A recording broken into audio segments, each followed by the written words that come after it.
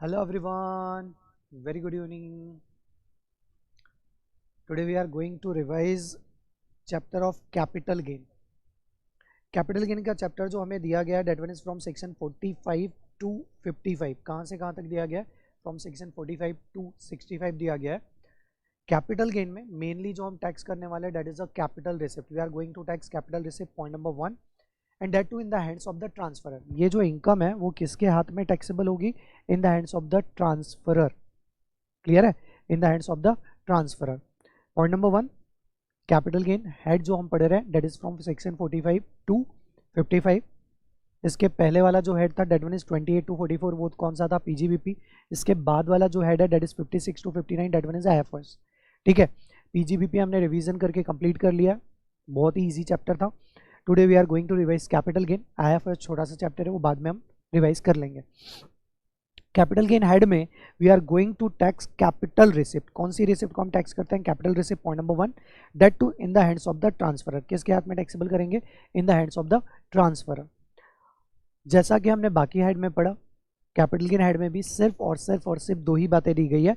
One is the condition, another one is the computation. अब ये जो कंडीशन है that one is given under section 45(1) और 45(1) हमारा क्या बोलता है? बेसिस ऑफ चार्ज जो है वो क्या बोलता है? एनी प्रॉफिट और gain arising from the transfer of capital asset is going to be taxable under the head capital gain in the hands of transferor in the year in which transfer takes place. थोड़ा सा extended version में मैंने बोला हुआ है. 45(1) जो हमारा basis of charge जो है वो क्या बोलता है? एनी प्रॉफिट और गेन. साथ साथ में रिवाइज करके चलना. एनी प्रॉफिट और gain arising out of the transfer of a capital asset going to be taxable in the hands of the transferor. किसके हाथ में टैक्सेबल करेंगे हम? in the hands of the transferor in the year in which transfer of capital asset takes place. in the year of transfer of capital asset. Clear है?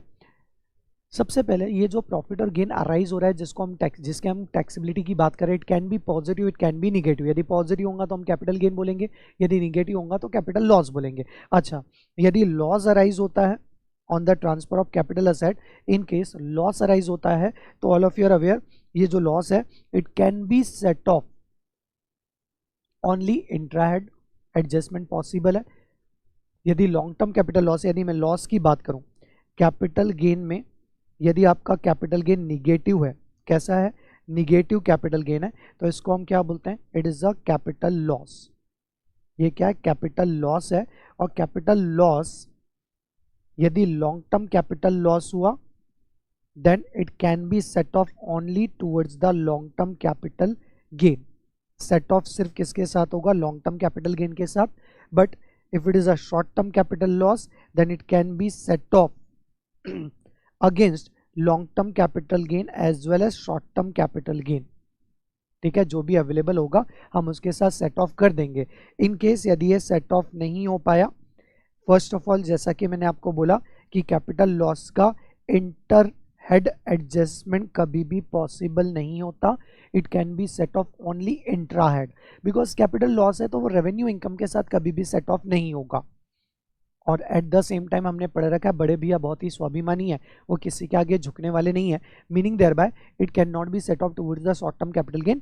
Long term capital loss can be set off only towards the long term capital gain. However छोटा तो छोटा है, वो किसी से भी पैसे मांग सकता है. Meaning thereby short term capital loss can be set off towards the long term as well as short term. Clear है? यदि ये सेट ऑफ नहीं हो पाया then we are going to carry forward it for 8 assessment year. Carry forward and set off for subsequent 8 assessment year. Is it clear? तो यदि हमारा profit और गेन निगेटिव आता है, क्या यदि हमारा प्रॉफिट और गेन निगेटिव होता है it's considered as loss point number 1. और वो लॉस का एडजस्टमेंट कैसे करना है वो मैंने आपको बता दिया. पॉजिटिव होता है तो इट्स अ कैपिटल गेन. क्या बोला गया? एनी प्रॉफिट और gain arising out of transfer of a capital asset. तो transfer word defined under section 247. Transfer word हमने कहाँ डिफाइन करके रखा है? 247 में.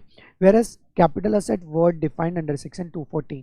देखेंगे तो बेसिस ऑफ चार्ज में basically first condition there should be a capital asset, there should be a transfer of capital asset and transfer से क्या अराइज होना चाहिए? प्रॉफिट और गेन. तो जो भी प्रॉफिट और गेन अराइज होगा that one is going to be taxable under the head capital gain. Clear है? बात समझ में आई क्या यहाँ तक? नाउ नेक्स्ट क्वेश्चन जो अराइज होता है हमारा, वो क्वेश्चन ये अराइज होता है कि ये जो प्रॉफिट और गेन अराइज हो रहा है out of the transfer of a capital asset, इसकी टैक्सेबिलिटी किस बेसिस पर आएगी? क्या बुक्स ऑफ अकाउंट्स हमारे लिए रिलेवेंट है? Answer is absolutely no. Capital gain में टैक्सेबिलिटी के रिस्पेक्ट में बुक्स ऑफ अकाउंट्स का कोई रिलेवेंस नहीं है। It is going to be taxable in the year of transfer of capital asset. जिस ईयर में, वापस से मैं रिपीट कर दूं, जिस ईयर में कैपिटल असेट का ट्रांसफर हुआ है उसी ईयर में टैक्सेबिलिटी हो जाएगी। However there are certain exception. First exception is nothing but the 45(1)(a). 45(1)(a) क्या होता है? रिकलेक्ट करो, that is the insurance compensation on transfer on destruction of the capital asset. और इस केस में हमारी जो टैक्सेबिलिटी है that one is in the year of receipt of compensation. आपको लॉजिक याद होगा, हमने डिटेल में पढ़ा था, है ना। Second case is 45(2). 45(2) क्या बोलता है? In respect of conversion of capital asset into stock in trade. और इस केस में जो आपकी टैक्सेबिलिटी है, that one is in the year of actual sale of stock in trade and not in the year of conversion. ठीक है। Third होता है 45(5), that is compulsory acquisition of capital asset under any law. और इस situation में हमने कहा था कि यदि आपका ओरिजिनल कंपनसेशन है then it is going to be taxable in the year of first receipt of compensation after it was agreed, and in case of enhanced compensation it is going to be taxable in the year of receipt of compensation. जैसे जब जब मिलेगा तब तब हम इसे taxable करेंगे। Clear है। एंड लास्ट इसमें एक्सेप्शन में आता है 45(5) पे, दैट इज बोलिए ये बेसिकली क्या होता है? In the year of completion certificate. ये थोड़ा सा डिफरेंट केस था, तो इसमें टैक्सेबिलिटी जो आएगी वो कब आएगी? इन the year of completion certificate. Is it clear? बात समझ में आई यहाँ तक? तो टोटल हमारे कितने केसेस हो गए? 4। पहला क्या है? 45(1)(a), 45(2), 45(5), 45(5)(a). ये चारों केसेस में taxability not in the year of transfer of capital asset, rather it is going to be taxable in the year of receipt. मोटा मोटा यदि मैं बोल दूं तो in the year of receipt. ठीक है। अब आपका कंप्यूटेशन कैसे होगा इसे हम डिटेल में पढ़ते हैं, इसलिए मैंने यहाँ पर ज़्यादा इंपॉर्टेंस नहीं दे रखा है। हम डिटेल में जब पढ़ेंगे तब कवर अप हो जाएगा कि एग्जैक्टली कब टैक्सेबल होगा। अब बात होती है कंप्यूटेशन। तो computation is purely based on the nature of capital asset, and nature of capital asset determine करने के लिए first we need to calculate period of holding. सबसे पहले हम क्या कैलकुलेट करेंगे? Period of holding. Period of holding के basis पे हम डिसाइड करेंगे कि हमारी कैपिटल एसेट का नेचर क्या है, और उस नेचर के बेसिस पे we are going to decide whether our capital gain is a short term capital gain और लॉन्ग टर्म कैपिटल गेन, और उस बेसिस पे आपका कंप्यूटेशन होगा। कंप्यूटेशन कैसे होगा? चलो देखते हैं। मैंने आपको क्या कहा? सबसे पहले हम क्या देखेंगे? Period of holding. सबसे पहले हम क्या चेक करेंगे? Period of holding. ठीक है। पीरियड ऑफ होल्डिंग मतलब क्या? From the date of acquisition up to the date prior to the date of transfer. Point to be noted, prior to the date of transfer. अब इस basis पे आपका क्या आ जाएगा? Nature of asset. It can be short term, it can be long term, और उस basis पर फिर हम क्या कैलकुलेट करेंगे? Computation of capital asset. अब यदि आपकी असेट जो है वो शॉर्ट टर्म के नेचर की है तो आपका कैपिटल गेन क्या होगा? Short term capital gain. और यदि लॉन्ग टर्म के नेचर की तो हमारा कैपिटल गेन कौन सा होगा? Long term. अब दोनों में डिफरेंस क्या होता है फटाफट से एक बार रिवाइज कर लेते हैं। सबसे पहले हमें क्या करना पड़ेगा? Full value of sale consideration, जितने में आपने एसेट सेल आउट की, डेट ग्रॉस कंसिडरेशन लीजिएगा, लेस क्या करेंगे? Expenses in respect of transfer, क्या आ जाएगा? Net sale consideration. उस नेट सेल कंसिडरेशन में से यदि आपकी एसेट लॉन्ग टर्म के नेचर की है तो index cost of acquisition and index cost of improvement minus करिएगा, और यदि शॉर्ट टर्म के नेचर की है तो cost of acquisition and cost of improvement minus कर दीजिएगा, तो आपका ग्रॉस कैपिटल गेन आएगा। ग्रॉस कैपिटल गेन में से डिडक्शन दीजिएगा, डिडक्शन देने के बाद नेट टैक्सेबल कैपिटल गेन आ जाएगा। डिटेल में पढ़ेंगे, डोंट वरी, अभी सिर्फ रेफरेंस के लिए मैंने आपको बताया। क्लियर है यहाँ तक? अच्छा, जब आपका कंप्यूटेशन हो जाएगा, कैपिटल गेन आ जाएगा, तो फिर हम उसको एट लास्ट क्या करेंगे? उसके टैक्सेबिलिटी की बात करेंगे। ठीक है।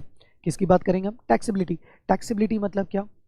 कि उसके दैट इज जो कैपिटल गेन आया उसके ऊपर हम टैक्स कंप्यूटेशन की बात करेंगे। टैक्स कंप्यूटेशन में क्या होगा? First we need to check हमारा जो कंसीडरेशन है is it a long term और शॉर्ट टर्म। ठीक है, क्योंकि गवर्नमेंट ने depending on the nature of the capital gain tax rate decide किया है। इसमें से भी if your capital gain is in the nature of short term, तो मैं क्या चेक करूंगा? is it a short term capital gain on the transfer of the listed equity share on which STT paid? क्या short term capital gain on the listed equity shares or listed equity oriented fund, mutual fund on which STT paid? If yes, then you are liable to tax at the rate of flat 15% under section 111A. Clear है? अच्छा, ये बात directly मैं आज आपके साथ कर रहा हूँ. जब हम नॉर्मली क्लास पढ़ते थे ना, तब पहले मैं ये बातें नहीं करता था, ये तो लास्ट में किया करता था. बट आज क्योंकि आपका इंटायर टैक्स पड़ा हुआ है, तो आप that is directly coop up कर देंगे. ठीक है. अच्छा, other than this particular part, बाकी किसी भी एसेट से यदि कैपिटल गेन अराइज होता है, कौन सा? Short term capital gain, then it is going to be taxable at the rate of normal rate. कहने का मतलब क्या हुआ? यदि इंडिविजुअल की बात है तो स्लैब रेट से टैक्स कर देना. पार्टनरशिप फॉर्म की बात हुई तो आप फ्लैट 30% ले लेना, एंड सो ऑन. ठीक है. अब बात आती है लॉन्ग टर्म कैपिटल गेन. तो लॉन्ग टर्म कैपिटल गेन में हमने क्या किया था? हमने कहा if long term capital gain arise on the transfer of listed equity share or listed equity oriented mutual fund on which STT paid. क्या? listed equity shares or listed equity oriented mutual fund on which STT paid, then it's going to be taxable at the rate of flat 10% under section 112A. However, if it is in excess of 1 lakh, मतलब on the transfer of listed equity shares or listed equity oriented mutual fund on which STT paid, जो भी आपका capital gain आया उसमें से आप 1 lakh minus कर दीजिएगा, और जो बैलेंस बचेगा that balance amount is going to be taxable under section 112A at the rate of flat 10%. इसको छोड़ के बाकी जितना भी लॉन्ग टर्म कैपिटल गेन है, other long term capital gain going to be taxable at the rate of 20% under section 112. Flat rate है. Okay. However, यहां पर एक और प्रोविजन था जो हमने सेपरेटली पढ़ना पड़ेगा. बात समझ में आई यहां तक? वापस से मैं रिपीट कर रहा हूं, प्लीज एवरीवन चेक करिए क्या बोल रहा हूं मैं. देखो, जो हमारा कैपिटल गेन आएगा, सबसे पहले तो आप ये चेक कर लीजिएगा. इसको थोड़ा सा और सिंप्लीफाइड करने के लिए मैं ऐसा बोलता हूं, if that capital gain on transfer of listed equity shares और listed equity oriented mutual fund on which STT paid, और यहां पर मैं लिख देता हूं अदर. Is it clear? बात समझ में यहां तक? यदि इस केस में आपका लॉन्ग टर्म के नेचर का है तो आप क्या करना, जो भी आपका लॉन्ग टर्म कैपिटल गेन आएगा उसमें से 1 लाख रुपीज आप लेस करिएगा. Balance amount taxable at the rate of flat 10% under section 112A. Clear है? अब यदि ये शॉर्ट टर्म के नेचर का है तो अब मैं क्या करूंगा, flat taxable at the rate of 15% under section 111A. Clear हो गया ये?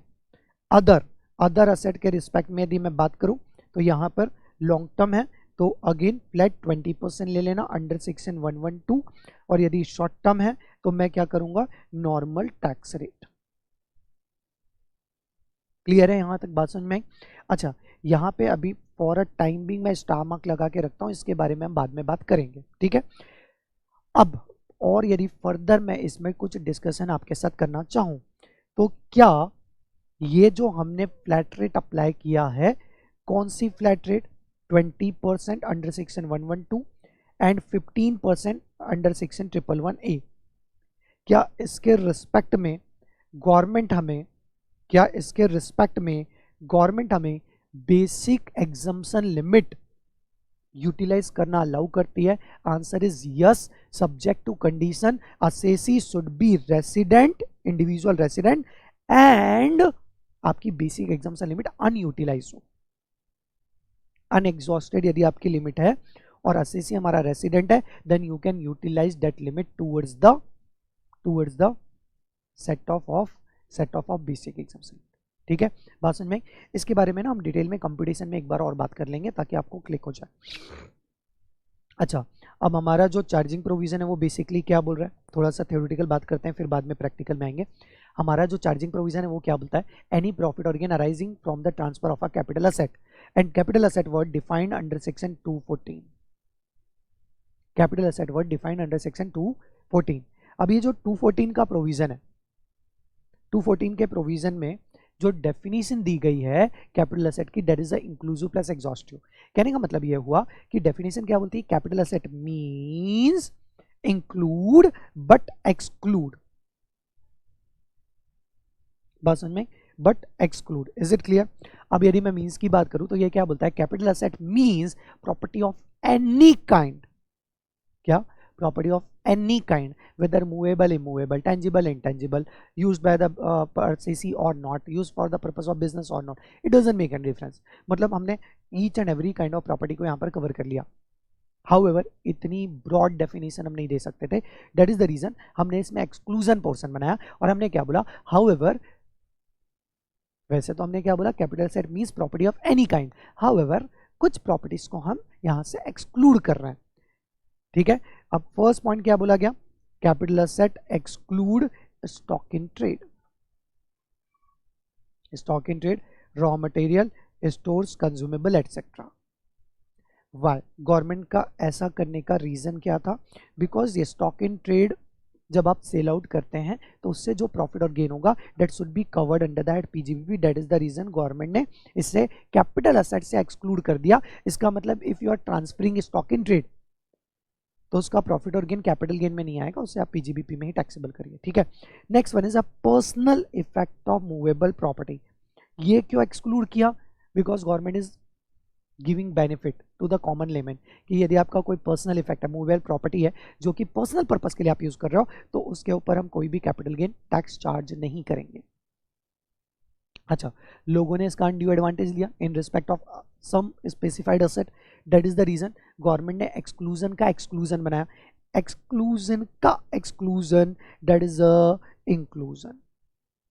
क्या, एक्सक्लूजन का एक्सक्लूजन मतलब क्या, इंक्लूजन मतलब क्या, jewellery, drawing, painting, sculpture, archaeological collection और any other work art, even though it is a personal effect but also considered as a capital asset। इसका मतलब यदि मैं इसे ट्रांसफर करता हूं then it is going to be tax under the head capital gain, ठीक है।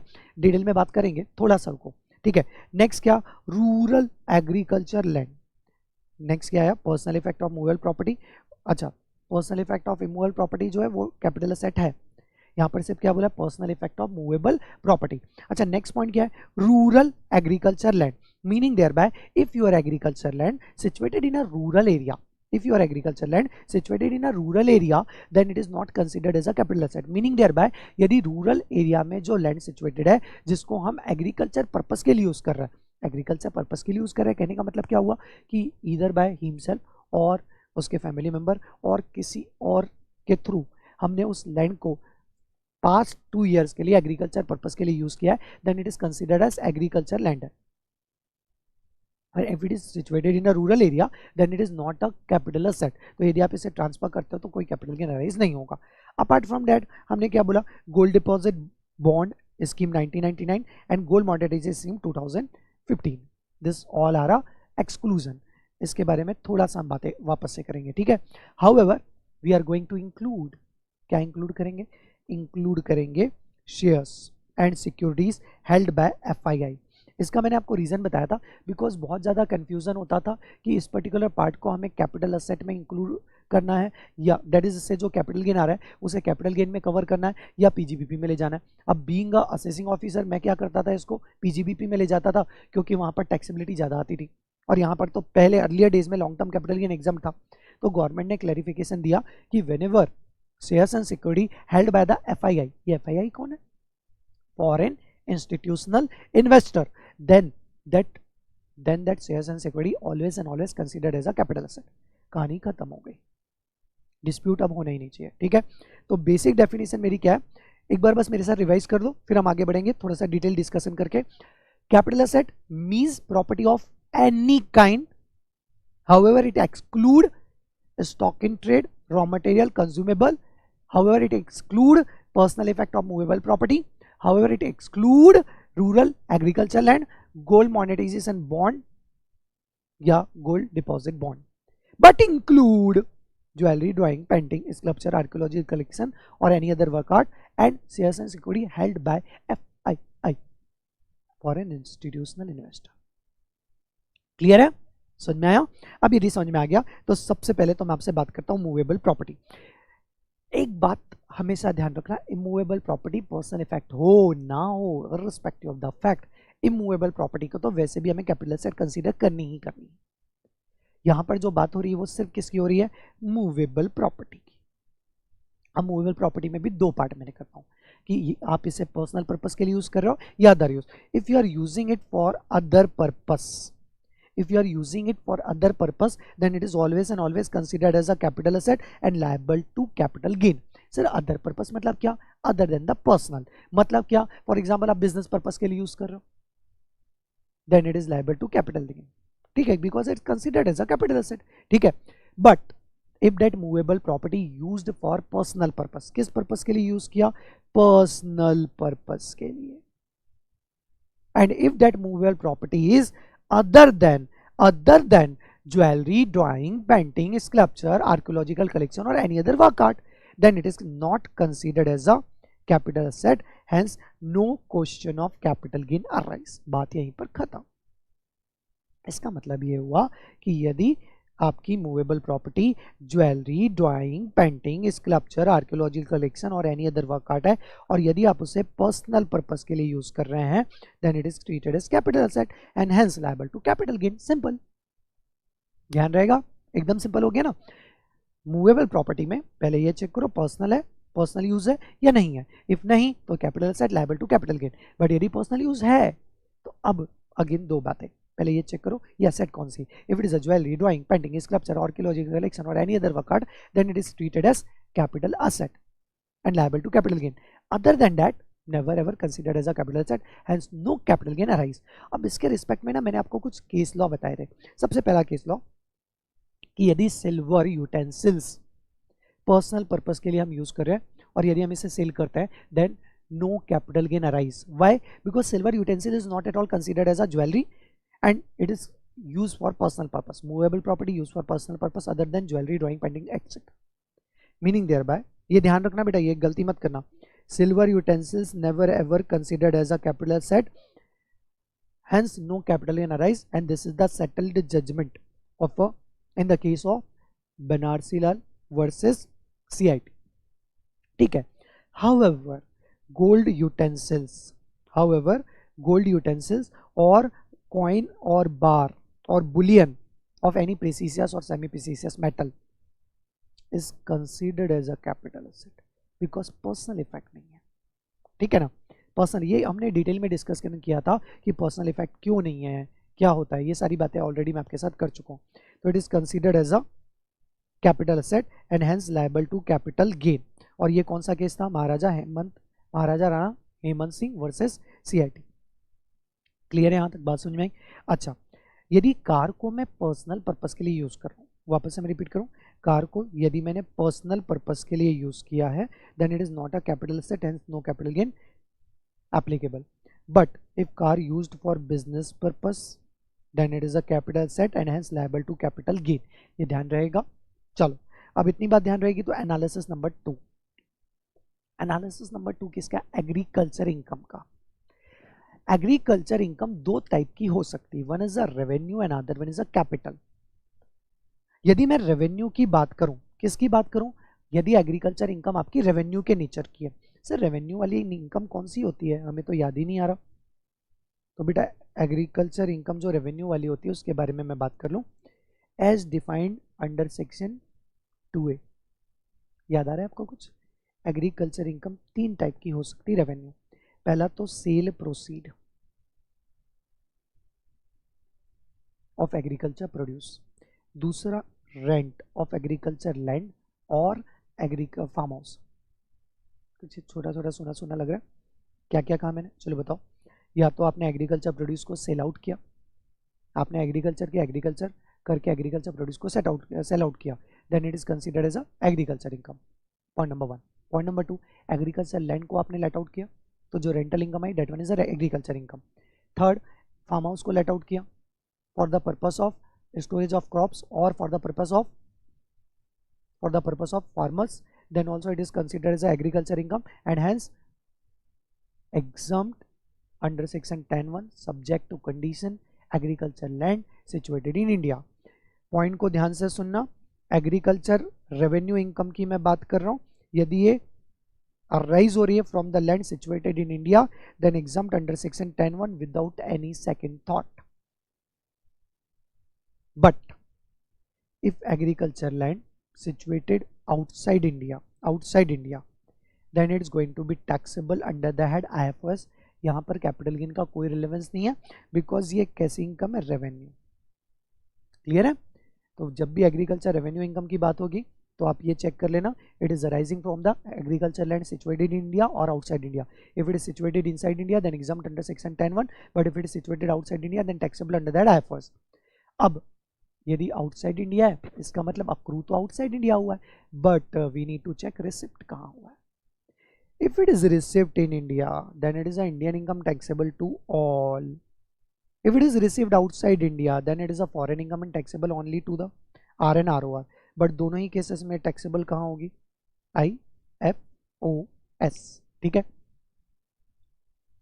But as of now हमारा मुद्दा जो है वो रेवेन्यू एग्रीकल्चर इनकम नहीं है, हमारा मुद्दा जो है वो कैपिटल इनकम से रिलेटेड है।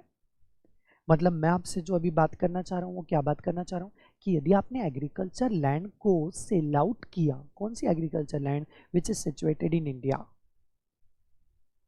तो अब जो आपको कैपिटल गेन हो रहा है, जो इनकम हो रही है उसको कैपिटल रिसिप्ट बोलेंगे और उसके बारे में हम बात कर रहे हैं।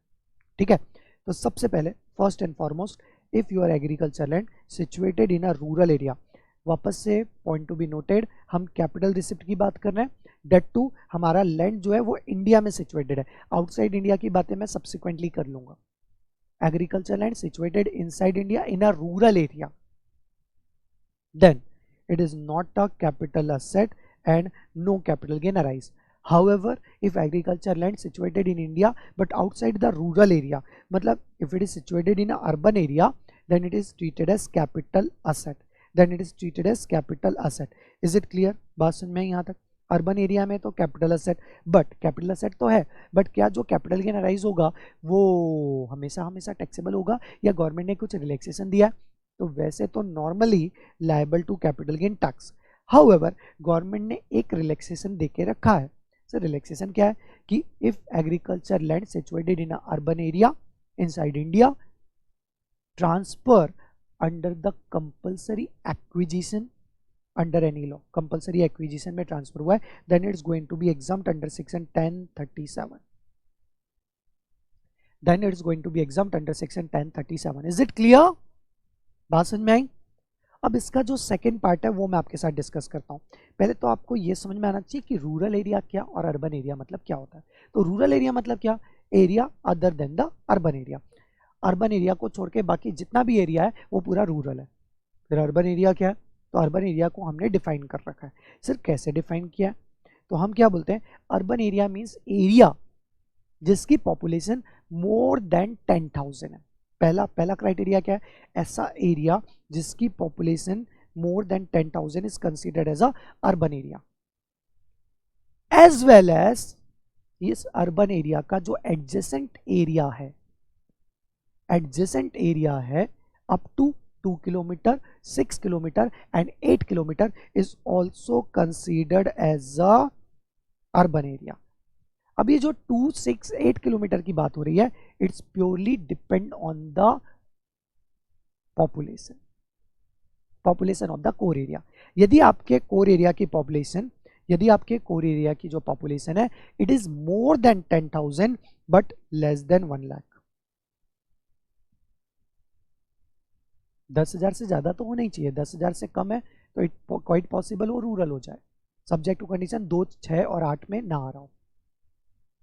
क्या, if core area of the core if population of the core area more than 10,000 but less than 1 lakh then that area तो अर्बन है ही है, उसका एडजेसेंट 2 किलोमीटर तक का area is also considered as a urban area, adjacent 2 kilometre from the territory. अब यदि मैं बात करूं, यदि आपके एरिया की पॉपुलेशन 1 लाख से ज़्यादा बट 10 लाख से कम है या 10 लाख के इक्वल है तो 6 किलोमीटर तक का जो एडजेसेंट एरिया है that one is considered as a urban area. Point number 3, यदि आपके एरिया की पॉपुलेशन 10 लाख से ज़्यादा है, कितने से ज़्यादा, more than ₹10 lakh, then area adjacent area of 8 kilometer is also considered as a urban area. What is rural area? ऐसा एरिया जिसकी पॉपुलेशन लेस देन और इक्वल टू 10,000 है एंड नॉट, ध्यान से सुना मैं क्या बोल रहा हूँ, and not coming under the 2 kilometre 6 kilometre and 8 kilometre of adjacent area of the urban land as the case में भी। मतलब सपोज यहाँ पर कोई पर्टिकुलर एरिया है, ध्यान से सुना मैं क्या बोल रहा हूँ, आपके सपोज ये पर्टिकुलर एरिया है, इसकी पॉपुलेशन सपोज 90,000 है, कितनी है 90,000, मैंने क्या कहा 10,000 से ज़्यादा और 1 लाख से कम, तो ये एरिया तो आपका क्या हो गया अर्बन। अच्छा एरिया की पॉपुलेशन कितनी है 90, मतलब इसका एडजेसेंट वाला 2 किलोमीटर तक का एरिया भी क्या हो जाएगा अर्बन। क्लियर है। अब मैं आपको क्या बोल रहा हूँ, एक पर्टिकुलर एरिया जो है, मेरी जो एग्रीकल्चर लैंड है इस पर्टिकुलर विलेज में सिचुएटेड है। अच्छा ये जो विलेज है इसकी पॉपुलेशन 4,000 है, is it considered as a rural और अर्बन? हम क्या बोलेंगे, it is considered as a urban because it is coming, no doubt population is less than 10,000 but it is lying under the adjacent area of 2 kilometre of urban area, तो इसको भी मैं क्या मान लूंगा अर्बन। समझ में क्लियर है। अब यदि आपको बात समझ में आई, तो अब नेक्स्ट पॉइंट में आपको ऐसा डिस्कस कर रहा हूँ, agriculture land situated outside India. यदि आउटसाइड इंडिया की लैंड है तो इस पर्टिकुलर सिचुएशन में क्या होगा, always considered as capital asset. अब आउटसाइड इंडिया की जब भी लैंड की बात होगी ना, तो रूरल एरिया में है या अर्बन एरिया में है ये सब सोचना भी मत, straight away it is a capital asset and liable to capital gain tax subject to condition हमारा असेसी रेसिडेंट हो या इनकम इंडियन हो। क्या बोला मैंने, समझ में? मतलब वो रेसिडेंशियल स्टेटस के जो फंडे है ना वो यहाँ पे बस ध्यान रखना। सपोज मेरी लैंड जो है वो agriculture land outside India situated है, असेसी भी आउटसाइड इंडिया है, असेसी भी नॉन रेसिडेंट है, रिसिप्ट भी आउटसाइड इंडिया हुई है, तो उसका इम्प्लीकेशन इंडिया में नहीं होगा। But agriculture land outside India situated है बट हमारा जो असेसी है वो ROR है, अब कैपिटल गेन हमारे हाथ में टैक्सेबल होगा क्या? यस होगा। या फिर agriculture land outside India situated है, बंदा नॉन रेसिडेंट है बट रिसिप्ट इंडिया में हो गया, इसका मतलब क्या, Indian income taxable in the hands of non resident. तो ये आपको थोड़ा सा बस ध्यान रखना है, मगर रूरल अर्बन के चक्कर में नहीं पड़ना if land situated outside India. Clear है, समझ में आया? चलो इसी के साथ ये पार्ट हमारा कंप्लीट हो जाता है। फिर भी आपके साथ मैं कुछ छोटी सी बातें कर देता हूँ। मुझे बताओ सबसे पहले तो एग्रीकल्चर लैंड मतलब क्या? ऐसी लैंड जिसे यूज किया गया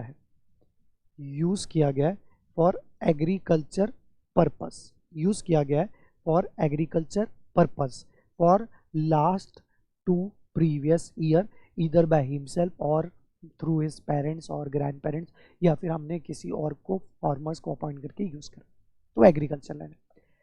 अब यहाँ पे परमुटेशन कॉम्बिनेशन मैं बनाता हूँ। यदि आपकी एग्रीकल्चर लैंड रूरल एरिया में सिचुएटेड है तब तो ये कैपिटल एसेट ही नहीं है, देयरफॉर नो कैपिटल गेन, बात यहीं पे खत्म हो गई। But if it is situated in urban area तो अब मुझे क्या चेक करना पड़ेगा, मैं कब की बात करूँ, जब ये इंडिया में, ठीक है। तो अब अर्बन एरिया में तो अब मैं क्या बोलूँगा, सबसे पहले तो सर ये चेक करिए अर्बन एरिया में लैंड सिचुएटेड है, क्या ये कंपल्सरी एक्विजिशन में जा रही? If yes then capital asset है, बट कैपिटल गेन क्या हो जाएगा, एग्जम्प्ट हो जाएगा अंडर सेक्शन 1037, चाहे वो लॉन्ग टर्म हो या शॉर्ट टर्म हो। इसको छोड़ के बाकी सारे केसेस में liable to capital gain. Clear है, बात समझ में? अब आती है सेकंड डेफिनेशन। एक बार आप ये एग्रीकल्चर कैपिटल एसेट की डेफिनेशन को 1 to 1 देख लीजिए, उसके बाद फिर हम आगे बढ़ते हैं। चेक कर लिया तो अब जो नेक्स्ट डेफिनेशन आ रही है, that one is the definition of transfer की definition not that much relevant for the purpose of exam. बस एक वन टाइम रीड करके छोड़ देना, इवन वन टाइम रीड नहीं भी किया ना तो भी आई नो डैट कि आप इसको हैंडल कर लोगे, ठीक है।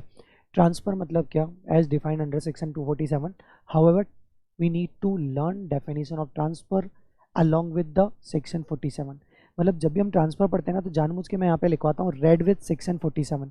47 में ये नहीं बताया गया कि ट्रांसफर क्या है, जबकि 47 में क्या बताया गया, what are the transaction not considered as transfer. Transfer क्या होता है, नो डाउट ये 247 में ही बताया गया है, बट कौन से ट्रांजैक्शन ट्रांसफर नहीं कंसीडर किए जाएंगे ये कहाँ बताया गया, 47 में, जो हमने सबसे एंड में पढ़ा था लास्ट में। ठीक है, आगे बढ़ते हैं। ट्रांसफर की डेफिनेशन क्या बोलती है, वापस से मैं बोल दूं, वन टाइम रीड है, अननेसेसरी अपना टाइम वेस्ट ना करें। ठीक है, ट्रांसफर की डेफिनेशन बोलती है, transfer include sale, exchange, relinquishment of rights as well as extinguishment of right. अब यहाँ पे दो वर्ड हमने यूज किया, रिलिंक्विशमेंट एंड एक्सटिंग्विशमेंट। दोनों में डिफरेंस क्या है, रिलिंक्विशमेंट मतलब क्या, give up by on will, मतलब अपनी इच्छा से हमने अपने राइट्स को त्याग दिया। Best example is tenancy right. Whereas extinguishment of right में right come to an end, मतलब आपके राइट्स को छीन लिया जा रहा है, फॉर एग्जाम्पल बायबैक। अब यहां पर थोड़ा सा मैं आपको कुछ पॉइंट्स की डिटेल दे दूं क्योंकि उसमें गलती हो सकती है आपसे। मैं यदि टेनेंसी राइट्स की बात करूं, किसकी बात करूं, टेनेंसी राइट। फॉर एग्जाम्पल ये आपका हाउस प्रॉपर्टी है, ये आपकी हाउस प्रॉपर्टी है, ये हाउस प्रॉपर्टी को आपने लेट आउट किया टेनेंट को। Over the period of time इस टेनेंट के पास अपने खुद के एक राइट डेवलप हो जाते हैं, उस राइट को बोलते हैं टेनेंसी राइट। सर ये राइट हमारे कब डेवलप होते हैं, सपोज हमने कंटिन्यूस हम 10-15 सालों से उसी घर में पड़े हुए हैं एज अ टेनेंट, तो हमारे भी कुछ राइट है, हमारे भी कुछ इमोशन है जो उसके साथ अटैच है। तो जब हमारा ऑनर आया कि बोला चलो जी अब घर खाली करो बिकॉज हमें बेचना है, हमने बोला हम नहीं करेंगे, हमने बोला हम नहीं करने वाले। वो बोला नहीं नहीं घर तो मेरा है, करना पड़ेगा। हमने बोला जो करना है वो करो। तो फिर एट द एंड हमने बोला चलो आपके भी कुछ राइट्स डेवलप हो चुके हैं, आपके भी राइट है, तो कुछ एक लमसम अमाउंट ले लो और वो खाली कर दो बिकॉज हमें तो बेचना है घर। अब वो टेनेंट क्या बोल रहा है कि एक काम करो आप मुझे 10 लाख रुपए दे दो। टेनेंट ऑनर को क्या बोल रहा है, टेनेंट ऑनर को बोल रहा है कि इस टेनेंसी राइट के बदले आप मुझे 10 लाख रुपीज़ दे दो। कितने दे दो, 10 लाख रुपए दे दो, मैं आपको घर खाली कर देता हूँ। ये 10 लाख रुपए आपको क्यों दिए जा रहे हैं, पहले ये बात समझो। ऑनर आपको 10 लाख रुपए क्यों दे रहा है टेनेंट को, क्योंकि टेनेंट ने अपने जो राइट है, टेनेंट ने जो अपने टेनेंसी राइट है, इस टेनेंसी राइट को क्या कर दिया, ट्रांसफर कर दिया, come to an end from their own will, अपनी इच्छा से। अब एक एक करके बात करते हैं। सबसे पहले आप मुझे बताओ ये जो टेनेंसी राइट है, is it a capital asset, क्या ये कैपिटल असेट है। डेफिनेशन रिकलेक्ट करो, property of any kind whether movable, immovable, tangible, intangible. Right मतलब intangible. Is it a capital asset, yes, exclusion वाले पार्ट में था नहीं, तो ये कैपिटल असेट तो है। अच्छा, इज इट अ ट्रांसफर, क्या ये ट्रांसफर है, of course yes, relinquishment of title हो गया ना, ये तो रिलिंक्विशमेंट ऑफ राइट है, इसका मतलब ये ट्रांसफर भी है। कहने का मतलब क्या हुआ कि सेक्शन 45(1) जो चार्जिंग प्रोविजन हमारा कैपिटल गेन के लिए, it's fully satisfied, therefore this transaction liable to capital gain tax. अब क्वेश्चन क्या रेज हुआ, कैपिटल गेन टैक्स का कंप्यूटेशन। तो हमने बोला जी चलो आप सबसे पहले तो बताओ full value of sale consideration क्या है। हमने बोला टेनेंसी राइट जो आपने गिव अप किया, ट्रांसफर किया, उसके बदले आपको क्या मिला। तो उन्होंने कहा जी हमें तो 10 लाख रुपए मिले। हमने बोला ये 10 लाख ही क्या है, full value of sale consideration. Less क्या करेंगे, एक्सपेंसेस। कितने एक्सपेंसेस, कुछ भी नहीं किया तो निल। तो फाइनली आपका नेट सेल कंसीडरेशन कितना आ जाएगा, 10 लाख। अब सबसे इंपॉर्टेंट बात आती है, और इंपॉर्टेंट बात क्या जानते हो आप, नहीं जानते, मैं बताता हूँ। लेस क्या करेंगे, cost of acquisition. What is the cost of acquisition of that tenancy right. ये जो टेनेंसी राइट आपने ट्रांसफर किए, इस टेनेंसी राइट की कॉस्ट ऑफ एक्विजिशन क्या है। इससे पहले आप इसका आंसर दो, आप मुझे बताइए ये कैपिटल गेन हम किसके हाथ में टैक्सेबल कर रहे हैं,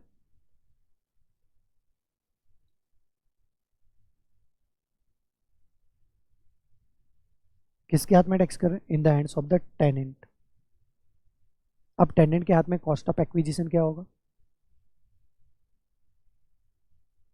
तो यदि आपको याद हो तो जब हमने कॉस्ट ऑफ एक्विजिशन पढ़ा था तो हमने कहा था कुछ असेट के रिस्पेक्ट में गवर्नमेंट ने cost of acquisition if they are self acquired then considered as nil कर रखा है। अब ये टेनेंसी राइट जो है वो तो हमारे over the period of time by default develop हुए हैं, हमने किसी से परचेस तो किया नहीं है, डेवलप हुए हमारे टेनेंसी राइट। इसका मतलब मुझे इसकी कॉस्ट ऑफ एक्विजिशन कितनी लेना पड़ेगा, नील। इसका मतलब ये हुआ कि entire 10 lakh is considered as a capital gain. Clear है बात, समझ में आई? तो यदि टेनेंसी राइट के ऊपर क्वेश्चन आ जाए तो आपको ये सारी मैटर जो है, ये जो सारा का सारा मैटर क्लियर होना चाहिए। चलो थोड़ा सा मैं आगे बढ़ता हूँ, ये रिलिंक्विशमेंट का पॉइंट हो गया। अच्छा, इसके बाद हमारा डेफिनेशन क्या बोलती है ट्रांसफर की, कि transfer include conversion of capital asset into stock in trade, compulsory acquisition under any law, redemption of zero coupon bond. अच्छा, आउट ऑफ डेट ये सारे के सारे ये तीनों पॉइंट्स में से फर्स्ट पॉइंट को हम कवर करते हैं 45(2) में, कंपल्सरी एक्विजिशन को हम कवर करते हैं 45(5) में, और redemption of zero coupon bond को भी हम स्पेशल केस के जैसे कवर कर लेते हैं। इसके अलावा और क्या है यहाँ पर, इसके अलावा बाकी के जो 2 क्लॉज थे, that is cut copy paste of the house property. कहने का मतलब क्या हुआ, पार्ट परफॉर्मेंस अंडर टोपा, यदि आपको याद हो तो, जिसको मैं प्यार से क्या बोलता था, substance over the legal form. क्या, position of immovable property under part performance. इसका मतलब आपने पार्ट परफॉर्मेंस में प्रॉपर्टी सेल आउट किया, इवन दो रजिस्ट्री अभी तक नहीं हुई, but also we will consider it, ऐसा आपने ट्रांसफर कर दी। अब ये पार्ट परफॉर्मेंस मतलब क्या होता है कि एग्रीमेंट टू सेल हो गया है, एग्रीमेंट टू सेल हो गया, हमने आपको कंसिडरेशन दे दिया या देने का वादा कर दिया, आपने मुझे पोजीशन दे दिया, सिर्फ लीगल रजिस्ट्री होना, टाइटल ट्रांसफर होना बाकी है। It is considered as part performance under TOPA under section 53A। It is also considered as a transfer and liable to capital gain. इसी का जो नेक्स्ट पॉइंट था, वो नेक्स्ट पॉइंट क्या बोलता है, acquired shares in cooperative society और company for enabling enjoyment of immovable property. क्या ये भी हमने, ये दोनों केसेस हमने क्या 27 डीम्ड ऑनरशिप के कंसेप्ट में पढ़ रखे? यस, पढ़ रखे। बेसिकली ये क्या है कि सोसाइटी के नाम से बिल्डिंग रजिस्टर्ड है, बट उसके, सोसाइटी तो आर्टिफिशियल पर्सन है तो वो तो एंजॉय कर नहीं सकती, तो उसके मेंबर्स एंजॉय करते हैं जिनके पास उस सोसाइटी के शेयर्स है। तो यदि मेंबर्स को अपना हिस्सा, अपनी प्रॉपर्टी बेचनी है तो वो क्या करता है, अपने शेयर्स को ट्रांसफर कर देता है। तो if you are transferring share to transferee, जिससे उसे राइट मिल जाते हैं आपकी प्रॉपर्टी को एंजॉय करने का, then also it is considered as a transfer and liable to capital gain tax. Clear है? अब आती है बात, यहां तक ट्रांसफर की डेफिनेशन कंप्लीट हो गई, तो अब लास्ट पॉइंट आता है कंप्यूटेशन, जो सबसे इंपॉर्टेंट है। कंप्यूटेशन में हम सबसे पहले क्या कैलकुलेट करते हैं, period of holding. What is period of holding? In general period of holding is from the date of acquisition up to the date prior to the date of transfer, prior to the date of transfer. in general period of holding का मतलब ये होता है। however, वापस से मैं repeat कर रहा हूँ, however in certain cases period of holding differ भी करती है, और वो सारे केसेस हम स्पेसिफिक केसेस में पढ़ते हैं, 45(1), 45(2), 45(1)(a) and so on. Sorry 1 नहीं, 45(1)(a), 45(2), 3, 4, 5, 5(a), है ना? तो वो सारे केसेस में हम सेपरेटली बातें करते हैं कि पीरियड ऑफ होल्डिंग क्या होगी। But in general period of holding is nothing but the from the date of acquisition up to the date prior to the date of transfer, prior to the date of transfer, point to be noted. Clear है? अच्छा, ये जो period of holding आपने calculate की, इस basis पे we are going to determine nature of capital asset. Nature of capital asset मतलब क्या? असेट का नेचर मतलब अच्छा है बुरा है ये नहीं, शॉर्ट टर्म है या फिर लॉन्ग टर्म है। ये कैसे डिसाइड होगा?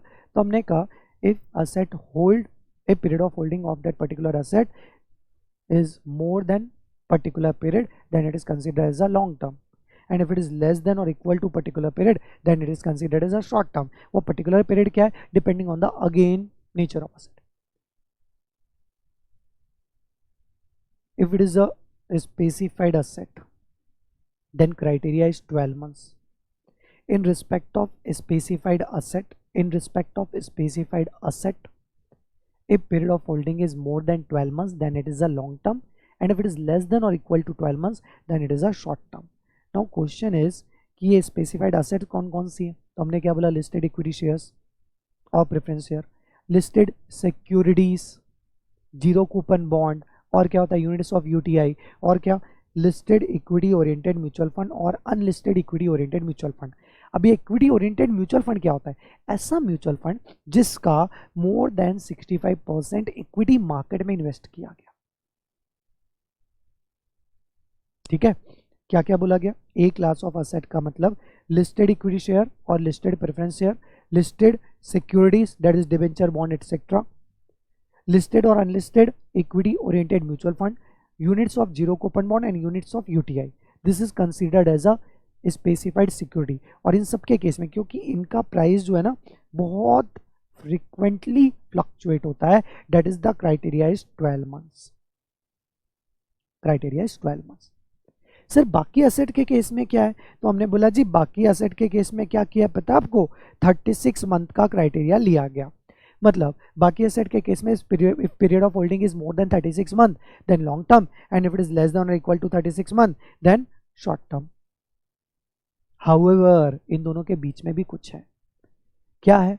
Land, building and unlisted equity share. क्या क्या है? Land, building, unlisted equity share, जिसमें फ्लक्चुएशन तो होता है बट स्पेसिफाइड से कम बट अदर से ज्यादा। दैट इज द रीजन इन दोनों के बीच में 24 मंथ्स। 1 2 3 क्या मैंने क्या कहा? 1 2 3 1 ए 2 लैंड एंड ऑब्लिक और building included unlisted equity shares and 3 other. Criteria क्या है? If it is more than so and so तो ये क्या हो जाएगा? Long term. लेस देन और इक्वल टू है तो ये क्या हो जाएगा? Short term. ये 1 2 3 क्या है? 1 मतलब 12 मंथ्स, 1 ईयर मतलब 12 मंथ्स, एक साल में 12 महीने होते हैं ना। 2 मतलब क्या? 24 मंथ्स। 3 मतलब क्या? 36 मंथ। यदि एक लॉस की एसेट मोर देन 12 मंथ्स है तो लॉन्ग टर्म, लेस देन और इक्वल टू 12 मंथ्स है तो शॉर्ट टर्म। लैंड, बिल्डिंग और unlisted equity share more than 24 months है तो लॉन्ग टर्म, लेस देन और इक्वल टू है तो शॉर्ट टर्म। अदर असेट मोर देन 36 मंथ है तो लॉन्ग टर्म, लेस देन और इक्वल टू है तो short term. Is it clear? बस में एकदम क्रिस्टल क्लियर है, कोई गड़बड़ नहीं होनी चाहिए। आप मुझे बताओ एग्जैक्टली 12 महीने यदि कोई लिस्टेड इक्विटी शेयर्स आपके पास है तो उसका क्राइटेरिया जो है वो लॉन्ग टर्म है कि शॉर्ट टर्म है? Exact 12 month short term. ठीक है, बात समझ में आई? क्लियर है? क्लियर है? वापस से मैंने क्या बोला? लैंड, बिल्डिंग और अनलिस्टेड इक्विटी शेयर बीच वाले, दैट इज 24 मंथ्स। यदि एग्जैक्टली 24 मंथ्स है तो शॉर्ट टर्म, 24 मंथ से कम है तो शॉर्ट टर्म, और मोर देन 24 मंथ्स है तो फिर क्या बोलूंगा मैं? Long term. क्लियर है? अब नेचर ऑफ कैपिटल एसेट यदि आपका आ गया तो इसके बाद आप क्या करेंगे? Sir now we will go for computation. Computation के लिए अब हम जाएंगे। कंप्यूटेशन, यदि आपकी asset short term capital asset है तो कैपिटल गेन क्या राइज होगा? Short term. और यदि लॉन्ग टर्म कैपिटल एसेट है तो कैपिटल गेन कौन सा राइज होगा? Long term. कैलकुलेट कैसे होगा? फंडा एकदम क्लियर है। देखो जब मैं आपको फर्स्ट टाइम पढ़ा रहा था ना तो ये पूरा लॉजिकल मैंने आपको पढ़ाया था और आपको बताया था ऐसा क्यों हो रहा है। कैलकुलेट हमने खुद से किया था। तो बेसिक फंडा क्या है कि what ever will be your full value of sale consideration, जितने में आपने बेचा, डेट इज ग्रॉस कंसिडरेशन। ठीक है, लेस क्या करेंगे? Expenses incurred in respect of transfer of asset. Asset को ट्रांसफर करने के लिए यदि कोई एक्सपेंसेस हुए तो आप माइनस कर दीजिए, तो आपका क्या आ जाएगा? Net sale consideration. यहाँ तक दोनों में सेम है। अब इसके बाद डिफरेंस आता है कि यदि लॉन्ग टर्म है, शॉर्ट टर्म है तो आप लेस क्या करेंगे? Cost of acquisition, cost of improvement. तो आपका क्या आ जाएगा? सर हमारा आ जाएगा gross short term capital gain, और यहाँ से लेस जब हम डिडक्शन कर देंगे कौन कौन से? सर 54B, 54D, बाकी तो अवेलेबल है ही नहीं।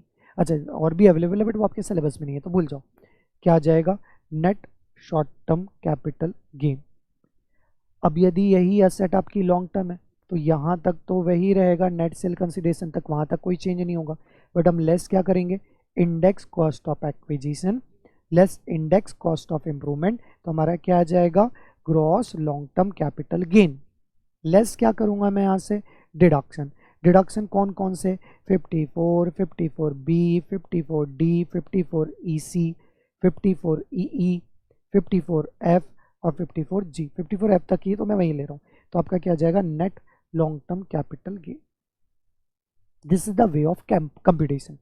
हमें अब क्या सीखना है, हम सबसे पहले बात करेंगे कि what is full value of sale consideration, फिर बात करेंगे एक्सपेंसेस का मतलब क्या और उसका ट्रीटमेंट क्या है, फिर हम cost of acquisition, cost of improvement and indexation की बात करेंगे, उसके बाद हम deduction. Chapter completed, that's it.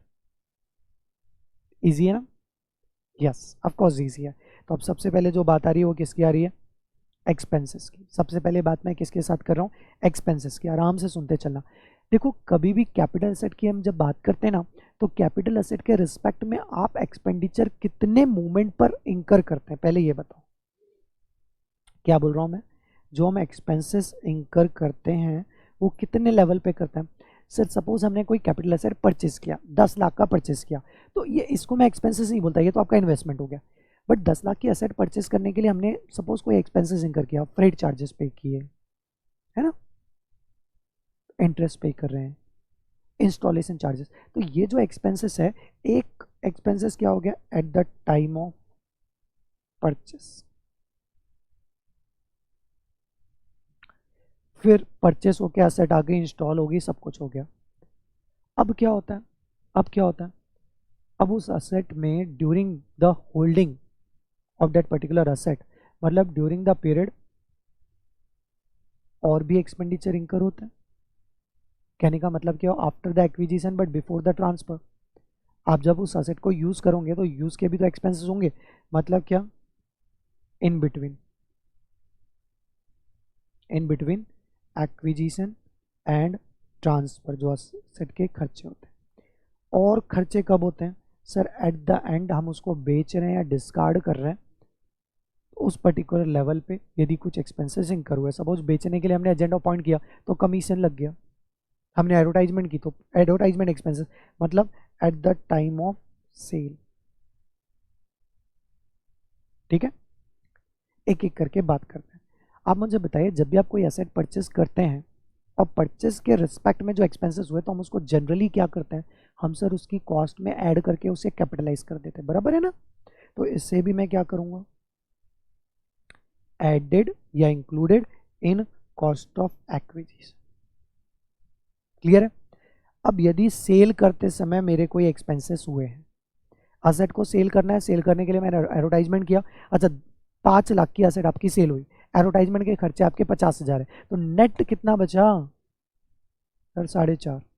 इसका मतलब जो सेल के एक्सपेंसेस है उसे मैं क्या करता हूँ, reduce from the sale consideration. तो यहाँ पे मैं क्या लिख दूंगा, it is going to be reduced from full value of sale consideration. Clear है sir. What about the expenses incurred after the acquisition but before the transfer. अब यहाँ पर जो ट्रीटमेंट होगा वो इस बात के ऊपर डिपेंड करेगा कि आपने एक्सपेंडिचर किस नेचर का इंकर किया, मतलब is it in the nature of revenue, repair, maintenance है, या it is in the nature of capital. यदि रेवेन्यू नेचर का एक्सपेंडिचर है तब तो डायरेक्टली डेबिटेड टू P&L, यदि आप बिजनेसमैन हो तो, अदरवाइज इग्नोर कर देना। ठीक है, बिजनेसमैन हो तो डायरेक्टली आप इसको क्या करोगे, क्लेम कर लेना, डेबिटेड टू P&L अकाउंट। और कैपिटल नेचर के जो एक्सपेंडिचर हुए after the acquisition but before the transfer, यही कैपिटल एक्सपेंडिचर को हम बोलते हैं कॉस्ट ऑफ इंप्रूवमेंट, जिससे हमारी असेट में डेवलपमेंट हुआ, इंप्रूवमेंट हुआ, उसकी कॉस्ट, और इसका ट्रीटमेंट हम अलग से करते हैं।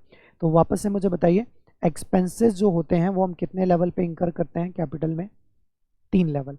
One is the at the level of the acquisition, another one at the level of the transfer, and last one at the time of, yes, at the time after the acquisition but before the transfer। Clear है।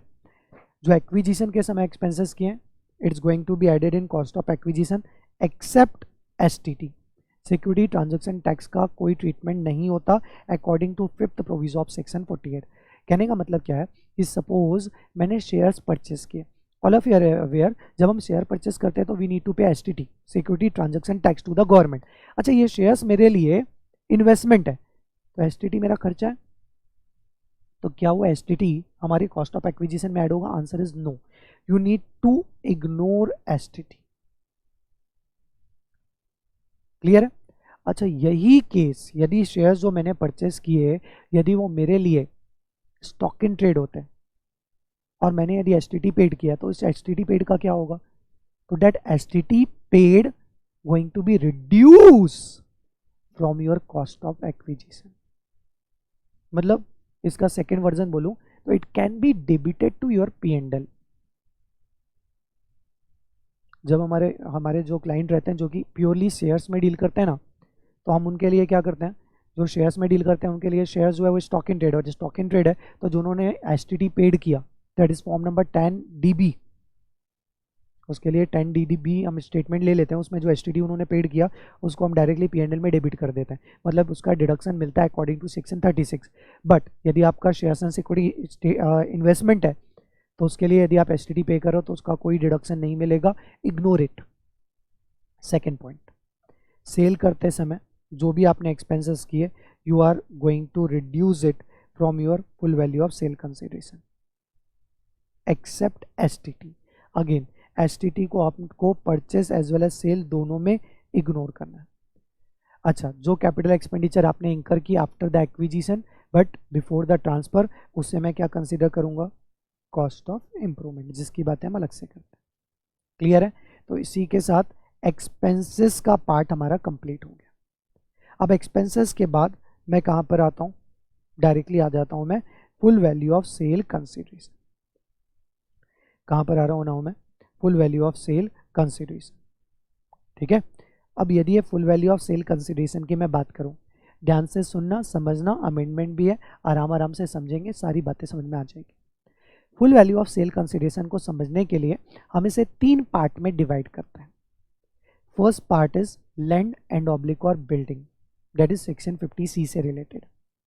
Second part is specific cases 45(1)(a), 2, 3, 4, 5, 5A, 50B, 50A। ठीक है, and last part is other, मतलब general. General बातें यदि मैं करूं आपके साथ तो what is sale consideration?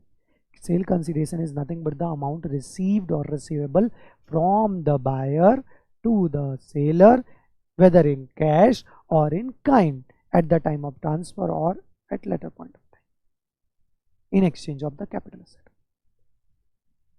Normally, sale consideration is nothing but the asset जो आपने सेल की, कैपिटल एसेट जो आपने सेल की, उसके बदले जो भी आपको मिल रहा है that is a sale consideration, whether in cash or in kind, it doesn't make any difference.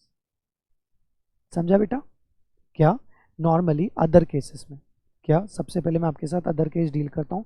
Other cases में अमाउंट रिसीव्ड और receivable by the transferor in exchange of the capital asset whether in cash और in kind considered as a sale consideration. बात खत्म हो गई। तो ये last वाला केस तो वैसे भी हमारे लिए इतना इंपॉर्टेंट नहीं है, समझ में आ गया, बट बाकी के 2 केस बहुत इंपॉर्टेंट है। अब वो 2 केस कौन से हैं? उन दोनों में से पहला केस मैं ले रहा हूँ लैंड एंड ऑब्लिक और बिल्डिंग। अब लैंड एंड ऑब्लिक और बिल्डिंग के केस में क्या होता है, बातों को अगेन ध्यान से सुनना, हम 50C की बात कर रहे हैं, 50C में अमेंडमेंट हुआ है, इसलिए बातों को और भी ध्यान से सुनना। तो गवर्नमेंट क्या बोलती है कि आपने यदि लैंड एंड ऑब्लिक और बिल्डिंग को सेल आउट किया है तो जितने में भी, जिस अमाउंट में भी आपने सेल किया है, date sale consideration can be considered as full value of sale consideration subject to condition it should be more than 110% of the stamp duty value. क्या हुआ आप ध्यान से समझना, ठीक है? मैं थोड़ा सा आपको ये डिटेल में बता दे रहा हूँ बिकॉज ये इंपॉर्टेंट है, एग्जाम में मैक्सिमम टाइम दिखेगा। नॉर्मल प्रोविजन क्या है कि लैंड एंड ऑब्लिक और बिल्डिंग को जब आप सेल आउट करोगे तो जितने में सेल किया it is your full value of sale consideration subject to condition it should be more than 110% of the stamp duty value. ऐसा मैंने क्यों कहा पता है आपको? कि यदि आपका sale consideration less than 110% of the stamp duty value है तो उस कंडीशन में सेक्शन 50C एप्लीकेबल हो जाएगा। राम कहानी आज की डेट में मैं आपको नहीं बताने वाला, जो हमने डिस्कस किया था रेगुलर क्लास में, क्योंकि रेगुलर क्लास में हमारे पास बहुत टाइम रहता है। आज हम जब रिवाइज कर रहे हैं तो टू द पॉइंट बात करेंगे। इन case of land and oblique और बिल्डिंग, लैंड एंड ऑब्लिक और बिल्डिंग के केस में सबसे पहले सेक्शन 50C की एप्लीकेबिलिटी कब आएगी? पहला तो it should be land and oblique और बिल्डिंग। दूसरा, your stamp duty value is more than 110% of the actual sale consideration. कहने का मतलब क्या हुआ कि आपने सपोज लैंड बेची, एग्जाम्पल वैसे मैंने यहाँ पे ले रखा होगा, हाँ लिया हुआ है, चलो आपने सपोज लैंड बेची, सर हमने लैंड जो बेची कितने में बेची, सपोज आपने 90 लाख में बेची, एक्चुअल सेल कंसीडरेशन आपका कितना है 90 लाख, जबकि इस पर्टिकुलर प्रॉपर्टी का स्टैम्प ड्यूटी वैल्यू कितना है 100 लाख, या थोड़ा सा और ज़्यादा मैं ले लूँ 120 लाख। नो क्वेश्चन ये राइज होता है कि आपने 90 लाख में क्यों बेची, कम में क्यों बेची? तो गवर्नमेंट क्या बोलती है, for the purpose of calculation first we need to check, क्या मैंने क्या कहा, आपकी स्टैम्प ड्यूटी वैल्यू कितनी है 120 lakh, is it more than the 110% of the actual sale consideration? 110% of the actual sale consideration मतलब 90 लाख का 110% कितना होता है 99 लाख, ये 90 लाख से कम है, कहने का मतलब सेक्शन 50C नॉट अप्लीकेबल। तो आपका full value of sale consideration क्या कंसीडर कर लिया जाएगा 90 लाख,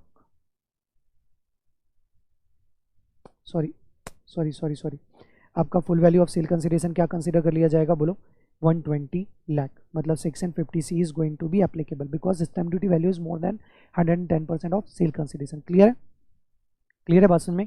अब इसमें थोड़ा छोटा सा मैं चेंज कर देता हूँ। सपोज इस क्वेश्चन में मैं आपको बोलता कि आपकी स्टैम्प ड्यूटी वैल्यू जो है वो 120 करोड़ ना होते हुए 95 लाख है। अब इस सिचुएशन में क्या होता, मैं क्या बोलता 95 लाख हमारा स्टैम्प ड्यूटी वैल्यू है, is it more than 110% of 90 lakh, मतलब ये क्या 99 lakh? Answer is no, it is less than. तो अब 50C का प्रोविजन एप्लीकेबल होता क्या, नहीं। तो कैलकुलेशन के लिए full value of sale consideration हम जो लेते हैं वो कितना ले लेते हैं 90 लाख। क्लियर है बात समझ में? वापस से मैं रिपीट कर रहा हूँ, आराम से समझना। इन case of land and oblique और बिल्डिंग, क्या इन case of land and oblique और बिल्डिंग, जब भी लैंड एंड ऑब्लिक और बिल्डिंग की बात होगी हमेशा चेक कर लेना क्या 50C की एप्लीकेबिलिटी है या नहीं है। अब ये कैसे चेक करेंगे, तो हम सबसे पहले क्या चेक करेंगे, whether your stamp duty value is more than 110% of the actual sale consideration. If answer is yes, if answer is yes, इसका मतलब 50C applicable, and if answer is no, इसका मतलब या तो इक्विवेलेंट है या फिर कम है, तो फिर 50C नॉट एप्लीकेबल। सर दोनों का इम्पैक्ट क्या होगा, इसमें full value of sale consideration मुझे क्या ले लेना पड़ेगा स्टैम्प ड्यूटी वैल्यू, और 50C यदि एप्लीकेबल नहीं है तो full value of sale consideration shall be equivalent to actual sale consideration. Clear है? वापस से मैं रिपीट करूं, अब फाइनल बात हो रही है, ठीक है। इन case of land and oblique और बिल्डिंग, जब भी आप लैंड एंड ऑब्लिक और बिल्डिंग सेल करें हमेशा चेक करना, क्वेश्चन में ऑलवेज एंड ऑलवेज चेक कर लेना, अदरवाइज गलती हो सकती है, ठीक है। If your stamp duty value is more than 110% of actual sale consideration, दो बातें हो सकती है, या तो आपको आंसर मिलेगा यस, यस मिल रहा है इसका मतलब बोलना 50C एप्लीकेबल है, और क्योंकि 50C एप्लीकेबल है तो मैं क्या बोलूँगा, full value of sale consideration is nothing but the stamp duty value. If answer आपका नो आ रहा है तो मैं क्या बोलूँगा 50C not applicable, therefore full value of sale consideration is equal to actual sale consideration. Clear है, समझ में आया यहाँ तक? अभी भी समझ में आ गया। पहले यहाँ पर अमेंडमेंट के पहले यहाँ पर क्या हुआ करता था 105%, बट आफ्टर अमेंडमेंट गवर्नमेंट ने क्या कर दिया 110%। क्लियर है यहाँ तक? बात समझ में आई? बात समझ में आई? ठीक है। अब यदि आपको समझ में आ रहा होगा तो सेकंड पॉइंट, यदि 50C के प्रोविजन एप्लीकेबल होते हैं, यदि 50C का प्रोविजन एप्लीकेबल होता है देन अगेन हो सकता है, क्वाइट पॉसिबल कि आपका असेसी जो है because of the hardship of section 50C वो वैल्यूएशन ऑफिसर को रिफर कर रहा हो अंडर सेक्शन 55। किसको रिफर कर रहा है? वीओ, वीओ मतलब वैल्यूएशन ऑफिसर। यदि आपका केस, देखो इन जनरल आपके एग्जाम में तो सिर्फ यहीं तक बातें खत्म हो जाएगी, बट इन केस थोड़ा सा एक्सटेंडेड वर्जन टेक्निकल आपको दे दिया गया तो क्या होगा, ज़्यादा से ज़्यादा वो बोलेगा कि अब आरसीसी ने अपना केस वीओ को रिफ़र किया, वैल्यूएशन ऑफिसर को रिफ़र किया। अब वैल्यूएशन ऑफिसर को यदि केस रिफ़र होगा तो अगेन दो बातें हो सकती है कि value determined bye, valuation officer को आपका केस रिफ़र किया गया तो अब दो बातें होगी। वो दो बातें क्या होगी कि वैल्यू क्या, value determined by VO is more than the stamp duty value और लेस देन। ठीक है, तो मैं इसको एक काम करता हूँ, नीचे लिख लेता हूँ।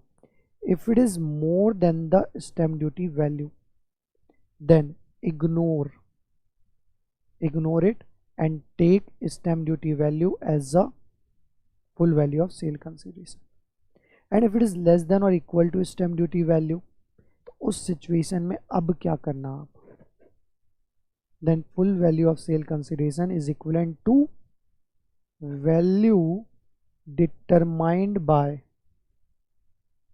VO subject to it cannot be less than, ये कहीं बुक में नहीं लिखा बट मैंने आपको ये एग्जांपल ही बताया, can not be less than, बोलो क्या, एक्चुअल सेल कंसिडरेशन। क्लियर है, ये 50C का एनालिसिस कंप्लीट किया मैंने। वापस से इन case of land and oblique, अच्छा एक बात और यहाँ पर इससे पहले कि रिवाइज करें, एक बात और, ये लैंड एंड ऑब्लिक और बिल्डिंग जब हम बात कर रहे हैं, ये कौन से लैंड और बिल्डिंग की बात कर रहे हैं, जो हमारे लिए कैपिटल असेट है। 50C का प्रोविजन सिर्फ और सिर्फ तभी एप्लीकेबल होता है व्हेन लैंड एंड ऑब्लिक और building is capital asset for your purpose and not stock in trade. If it is a stock in trade तो दूसरा प्रोविजन है, वो भी हम देखेंगे। ठीक है, बात समझ में क्या, वापस से सुन लो। In case of land and oblique और building, if stamp duty value is more than the 110% of the sale consideration, then full value of sale consideration shall be stamp duty value for the purpose of calculation. Clear हो गया, point number 1. Point number 2, in case ACC refer to the valuation officer, then we need to check value determined by the VO is less than or equal to its stamp duty value or more than stamp duty value. If it is more than stamp duty value, then always consider stamp duty value for the purpose of calculation and not value determined by the VO. But if it is less than or equal to, then consider value determined by the VO subject to condition it cannot be lower than the actual sale consideration. Suppose मैंने कहा कि आपका actual sale consideration, actual जो है वो 50 लाख है, stamp duty value जो थी वो 70 लाख थी, वैल्यूएशन ऑफिसर ने डिटरमाइन करके दिया 45 लाख। इस सिचुएशन में क्या होगा, we need to take 50 lakh as a for the purpose of calculation as a full value of sale consideration. We cannot take 45 lakh because मैं खुद बोल रहा हूँ 50 लाख में बेचा तो वो तो लेना ही चाहिए ना। सुन में आया क्या, क्लियर है, सुन में आया, अभी भी यहाँ तक समझ में आ गया। तो यहाँ पर एक इम्पॉर्टेंट बात और है जो मुझे आपके साथ करनी है। सर कौन सी बात, वैसे तो ऑलमोस्ट हमने बातें कर ली, ठीक है, बट एक जो लास्ट बात यहाँ पे रह गई है वो क्या है, relevant date for the purpose of, वापस से सुनना मैं क्या बोल रहा हूँ, relevant date for the purpose of taking stamp duty value. ये इंपॉर्टेंट है। इससे पहले ये बात करना स्टार्ट करें, एक और इंपॉर्टेंट पॉइंट जो मैंने आपको बताया कि यदि आपकी property, if your property is stock in trade and not, if your property is stock in trade and not capital asset, then 50C is not applicable। तो उस सिचुएशन में क्या एप्लीकेबल होता है, सेक्शन 43CA, जिसमें अगेन ऑलमोस्ट सिमिलर प्रोविजन दिए गए PGBP में। It's going to be covered under PGBP under section 43CA, almost similar provision है, तो you need not to worry, एक जगह कहीं पर भी पढ़ लिया तो वो कवर अप हो जाता है। ठीक है, अब बात आती है रिलेवेंट डेट कौन सी लेना। बात क्या आ रही है, what is the relevant date for the purpose of taking stamp duty value. तो सबसे पहला क्वेश्चन, लैंड एंड और building is transferred as stock in trade, तो हम क्या एप्लीकेबल करेंगे 43CA, ठीक है। And if it is transfer as a capital asset, then we are going to apply 50C। ठीक है। अब क्या हुआ, पहले अर्लियर डेज में जब फर्स्ट टाइम में प्रोविजन आया था तो दोनों में बातें अलग अलग दी हुई थी, but over the period of time दोनों में हमने पैरिटी ले आई, और पैरिटी लाने के कारण दोनों में आज जो प्रोविजन है वो सिमिलर है, ऑलमोस्ट सिमिलर है। 50C क्या बोलता है, stamp duty value as on the date of agreement लेना है, not the date of registration.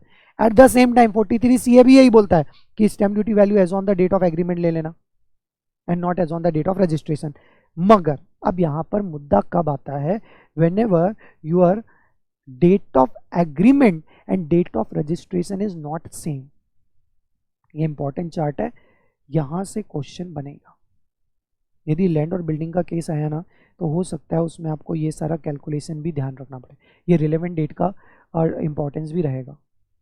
क्या बोला मैंने, in general date of agreement is relevant for the purpose of determining stamp duty value, but in a case where date of agreement and date of registry is different, क्या agreement और date of registry one and the same, तब तो आप date of agreement ले लो, कोई problem नहीं है, दोनों में 50C as well as 43C है। But whenever agreement and registry is on different date then you need to check further. क्या चेक करना पड़ेगा, क्या कोई booking amount by way of other than cash at the time of agreement दिया गया था, क्या booking amount received by way of other than cash at the time of agreement? If yes, then agreement date is relevant for the purpose of determining stamp duty value. But यदि कोई booking amount नहीं दिया गया या फिर जो दिया गया अमाउंट वो कैश में दिया गया, इधर इन कैश और नॉट गिवन, देन अब मैं क्या बोलूंगा, date of registry is relevant for the purpose of determining stamp duty value. This concept is very very very important for your exam point of view. गार्ड मान लो, this is applicable to 50C as well as 43C है। Provision क्या है, एक बार बस फटाफट revise करवा दो। 50C एप्लीकेबल कब होगा, whenever it is a case of land and oblique और building and your stamp duty value is more than 110% of sale consideration. ठीक है, थोड़ा सा और इसको सिंप्लीफाइड कर दो, तो जब भी आप बस ऐसा याद रखो, ठीक है, जब भी लैंड एंड ऑब्लिक और बिल्डिंग की बात होगी, सॉरी, ठीक है, and your stamp duty value is more than 110% of actual sale consideration, if answer is yes तो आप क्या करेंगे, full value of sale consideration is equal to stamp duty value. If answer is no then full value of sale consideration is actual sale consideration. Clear, ये एक part हो गया। दूसरा part, यदि आप वीओ के पास जाते हैं, वैल्यूएशन ऑफिसर के पास, and value determined by VO, फटाफट बोलते जाओ, if it is more than the stamp duty value then always full value of sale consideration is stamp duty value. If it is less than और equal to stamp duty value then full value of sale consideration can be value determined by AO, not AO, sorry, VO. Subject to it cannot be less than, it should be more than or equal to actual sale consideration. ठीक है, एक बात। दूसरी बात, ये बातें हम कब कर रहे हैं, ये बातें हम तब कर रहे हैं जब हमारी land and building capital asset है। यहाँ पर 50C क्या हो रहा है, एप्लीकेबल हो रहा है, जबकि यहाँ पे 50C नॉट एप्लीकेबल। अच्छा, वेन एवर 50C एप्लीकेबल, तो एक और बात माइंड में आती है कि स्टैम्प ड्यूटी वैल्यू के लिए रिलेवेंट डेट क्या होगी। तो सबसे पहले generally we need to check date of agreement and registry one and the same, तो उस केस में तो relevant date is date of agreement, ठीक है। बट इफ एग्रीमेंट और रजिस्ट्री की डेट अलग अलग है then we need to check whether any consideration by way of other than cash given at the time of agreement. If yes, then full value of, sorry, relevant date is date of agreement. Otherwise या तो कोई consideration नहीं दिया गया या जो दिया गया वो कैश में, then relevant date is date of registry. Clear है, बात समझ में यहाँ तक क्रिस्टल क्लियर है। अच्छा, ये ऑलमोस्ट पूरा का पूरा कंसेप्ट इज एप्लीकेबल, ऑलमोस्ट पूरा का पूरा concept is applicable for section 43 CA if your land and building is a stock in trade. तो हमारा दोनों पार्ट कंप्लीट हो जाता है सेम टाइम में। समझ में आया? आई नोटेड थोड़ा सा हमने 50 CA में ज़्यादा टाइम लगाया, बट क्यों लगाया? बिकॉज यहाँ पर अमेंडमेंट है 105 का 110 किया है। दूसरा, ये जो डेट रिलेवेंट डेट वाला पार्ट है ना, बहुत इंपॉर्टेंट है, एग्जाम में आएगा, जहाँ तक मुझे लगता है वहाँ तक ये पार्ट आएगा, तो आपसे ये गलती नहीं होनी चाहिए। समझ में आया यहाँ तक? क्लियर है? इसके आगे की बात हम करेंगे आज नहीं कल। Thank you, stay tune, stay safe, अपना ख्याल रखिए।